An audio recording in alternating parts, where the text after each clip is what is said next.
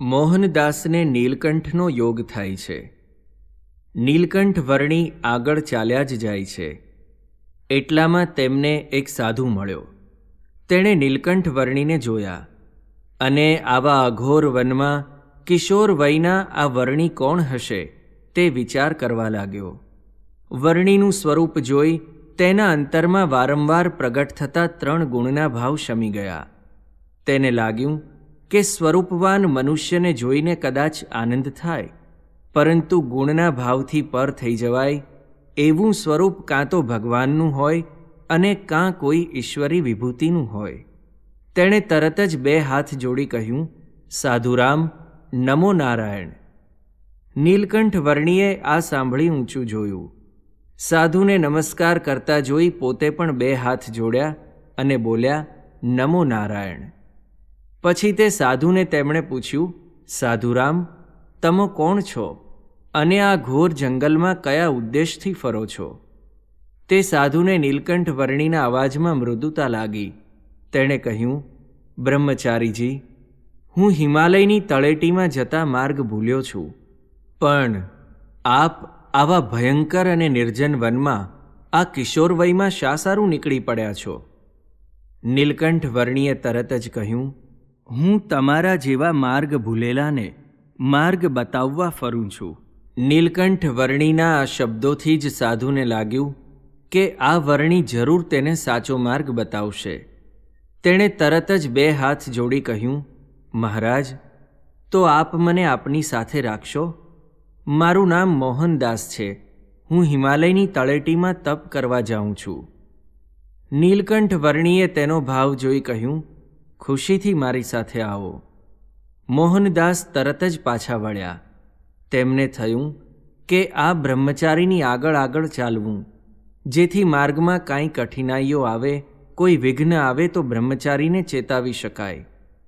વર્ણીન્દ્ર મહાપ્રભુએ જોયું કે મોહનદાસ શુદ્ધ હૃદયનો સાધુ હતો. તેના અંતરમાં જગતની કોઈ કામનાઓ ન હતી, છતાં જગતના સારા પદાર્થોમાં તેનું મન ખેંચાતું પણ ખરું. તે નીલકંઠ વર્ણીની સાથે સાથે ચાલે છે. નીલકંઠ વર્ણીના સ્વરૂપના દર્શન કરે છે. તેમના સ્વરૂપમાં તેના મનની વૃત્તિઓ ખેંચાય છે. છતાં નીલકંઠ વર્ણીને કોઈએ ભેટ આપેલી પાણીની સુંદર કઠારી જોઈ તેને તેમાં મોહ ઉત્પન્ન થાય છે. તે કઠારી તેને જોઈતી નથી એવો સંકલ્પ પણ તેના અંતરમાં નથી, પણ તે સુંદર કઠારી તૂટે નહીં, બગડે નહીં તેવા સંકલ્પો તેને થવા લાગ્યા. આગળ જતાં એક નદી આવી. તેમાં પડેલા પથ્થરો શેવાળથી ચીકણા થઈ ગયા હતા. ધ્યાનપૂર્વક પથ્થરો ઉપર પગ મૂકતા મૂકતા તે આગળ ચાલ્યા.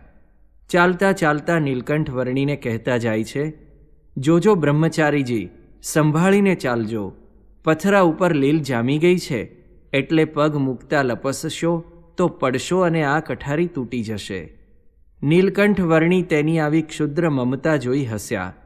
તે નદી પાર કરી ગયા અને સામે કાંઠે પહોંચી ગયા. પછી તેમણે તે કઠારી પથ્થરા સાથે અફાડીને તોડી નાખી. આ જોઈ મોહનદાસ એકદમ જોરથી બોલ્યા, અરે અરે નીલકંઠ, આ તમે શું કર્યું? આવી સુંદર કઠારી તોડી નાખી?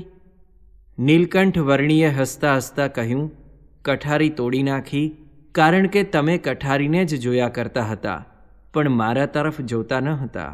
ભગવાનના સ્વરૂપમાં વૃત્તિ રાખવાને બદલે આ લોકના પદાર્થોમાં આવો મોહ રાખશો તો આ લોકમાંથી છૂટશો ક્યારે? મોહનદાસને પોતાના અજ્ઞાનનું ભાન થયું. તેને લાગ્યું કે જે ભગવાન હોય તે જ આ લોકના પદાર્થોમાંથી વૃત્તિ તોડાવી શકે. નીલકંઠ વર્ણી ખરેખર ભગવાનનું એવું સ્વરૂપ છે.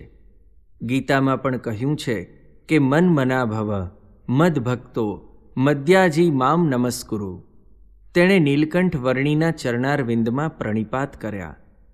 રાત્રિ અને દિવસ પસાર થતા જાય છે અને નીલકંઠ વર્ણી અને મોહનદાસ વનમાં ચાલ્યા જ જાય છે. સૂર્ય જાણે ઉગતો નથી અને રાત્રિનો અંધકાર આ ઘેરા વનના અંધકારમાં લીન થઈ જાય છે. એટલે કંઈ કેટલા દિવસ થયા હશે તેનો કોઈ ખ્યાલ આવતો નથી. થોડા દિવસ પછી વનની ઘટા કાંઈક પાંખી થઈ અને સૂર્યકિરણના દર્શન થયા. આગળ ચાલ્યા ત્યાં પર્વતની હારમાળા દેખાઈ. નીલકંઠ વર્ણી પર્વત ઉપર ચડવા લાગ્યા. મોહનદાસ પણ પાછળ પાછળ ચાલવા લાગ્યા. ભગવાનની આગળ ચાલવાના તેના કોડ ઢીલા પડી ગયા. માર્ગની કઠિનાઈઓથી તેની સાન ઠેકાણે આવી ગઈ. નીલકંઠ વર્ણી પર્વત ઉપર ચડી ગયા.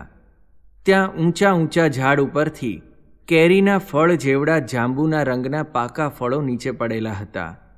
નીલકંઠ વર્ણીએ તે લીધા અને જમવા લાગ્યા.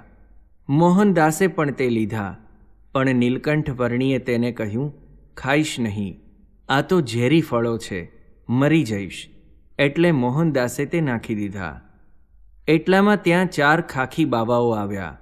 નીલકંઠ વર્ણીને ફળ ખાતા જોઈ ઝાડ પરથી તેઓ પણ ફળ તોડવા લાગ્યા. નીલકંઠ વર્ણીએ મોહનદાસને કહ્યું, તેમને કહો કે આ ફળ ન ખાય. મોહનદાસે તે ખાખીઓને કહ્યું, તે ફળ ખાશો નહીં, ઝેરી છે, મરી જશો. એટલે તે ખાખીઓએ કહ્યું, પેલો બ્રહ્મચારી કેમ ખાય છે? મોહનદાસે કહ્યું, એ તો મહાપુરુષ છે. ગર્વથી તે ખાખીઓ બોલ્યા, અમે પણ મહાપુરુષો છીએ. એમ કહી તેમણે તે ફળો ખાધા. થોડી વારે તે ચારેય ત્યાં જ મૃત્યુ પામ્યા. જેનામાં મહાપુરુષનું એક પણ લક્ષણ હોતું નથી, છતાં મહાપુરુષ થવાના કોડ જાગે છે, તેમની અંતે આવી દુર્દશા થાય છે.